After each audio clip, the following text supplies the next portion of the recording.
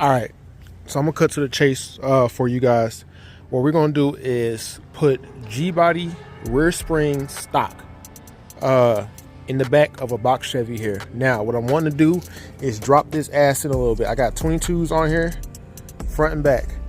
22s. I have stock coil springs in there, so I have about probably got 2.5 inch gap.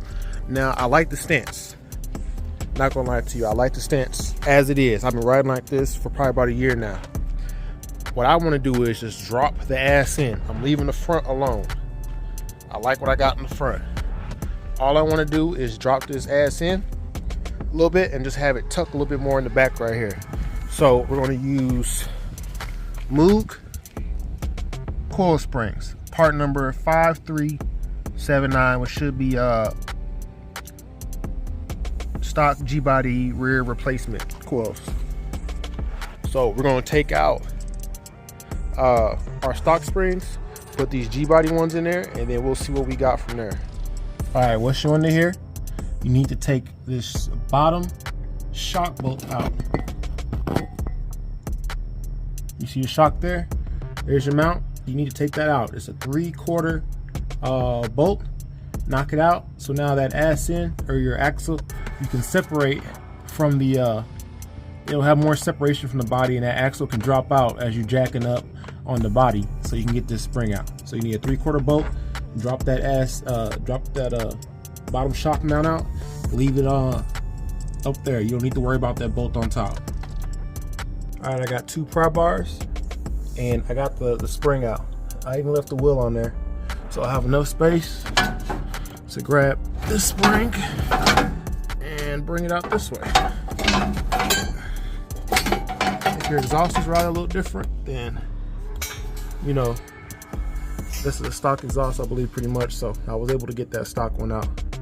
All right, stock spring versus G-body spring. You can tell and see how much of a difference that is. That has to be, shit, that's at least 4 inches there.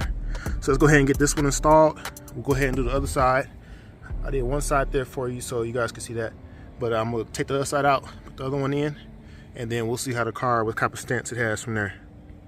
All right, now this is the after.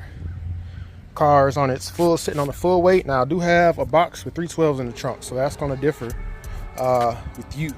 But as you can see, all that gap we had before is pretty much gone, and we still got play in the suspension there. So I'm gonna drive it, and it might even settle a little more once I start driving.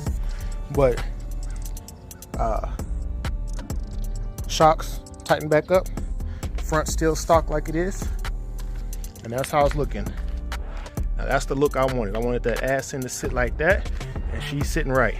Oh yeah, as you can see, she's tucked in, got that front about stock height, and that's perfect. So this job took me less than 30 minutes to do.